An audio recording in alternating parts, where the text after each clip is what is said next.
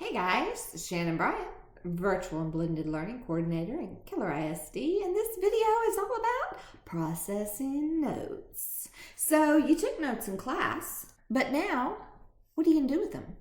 If you don't do something with them, you will forget everything you did in class. So consider looking at this series because we talk about combating the forgetting curve and how revisiting those notes 5 times can help you remember them. This is the first time you would revisit your notes by processing them. And you can do that quickly by highlighting or underlining key information or key words. Maybe you're going to circle things that you don't want to forget or things that your teacher said were important. Chunking is a great way to process your notes because when you chunk, you look for the different topics in your notes. In a 45-minute class period or hour-long class, a teacher probably gives 2 to 3 chunks of information in order. They're not like scattered around. So when you find those chunks of information, identify them by circling them and then see if you can give a title to each one. That says that you really know overall what that chunk of information is all about. You can follow that up by putting questions down about anything within your notes you don't understand. My favorite thing to do for processing, though, is to organize. So the next slide is going to show you a little video about how you could do this. Now, in this slide, you're going to see where I take notes that I have taken in a Nearpod, and I pick and choose what's in that Nearpod that my teacher made and put those things in my notes. So that act of picking and choosing is what I'm calling, and organizing, is what I'm calling processing. You could do this with a PowerPoint, a video that your teacher gave you, a reading that they gave you. I love using Nearpod because there's a lot of cool things in there I can choose from.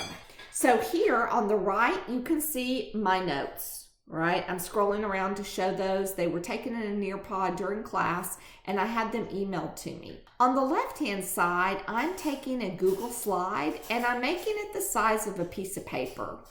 You can rewind it, but what I did was I clicked on File, and it went down to Page Setup. I hit Custom, and then I set the parameters to look like a page of paper. This gives me some area on either side of that piece of paper that I can add things. Then I went to the Nearpod. I saw an image, looked like something that was important, and I went ahead and copied and pasted it. That image went to a hyperlink that we used in class, so I went ahead and hyperlinked the image in my notes also. Now, I'm adding a speech bubble. It's a way for me to say what's happening over there in my notes. Luckily, I had put some information in my Nearpod notes that I was able to copy and paste into that speech bubble. I'm about to do the same thing again. I have a triangle and an almost triangle. Yep, those are going to get added to the notes too. Looking good, looking good. And I believe there's some information on the next slide that I can add there. Yeah, those call-outs are very helpful. They're almost like having little post-it notes around your paper just to say, hey, what goes there, what doesn't go there. If your teacher gave you a card sort or an assignment where you can use the Snipping Tool to take screenshot, that's what I've done. You can add those to your notes too. So I found an example of a problem that we did in class. And I'm going to add that to my notes. That's what's over there. If you're wondering, I'm using something called the Snipping Tool, and you can search your computer. You probably have a Snipping Tool on your computer. Just go to your Start menu. And oh, there's a math problem that doesn't look completed, so I'm probably going to have to complete that here in a little bit. Took some more images, added some more links. You see a couple example problems.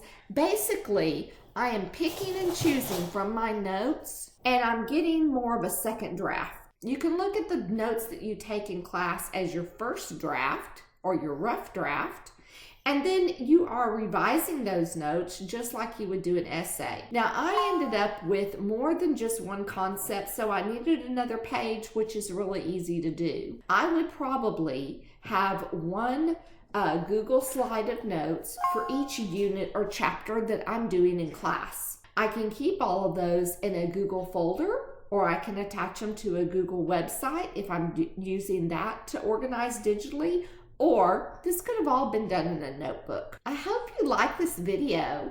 You ought to check out the next video. I take more of these notes and I add to them and do even more wonderful things with them. Don't forget, subscribe.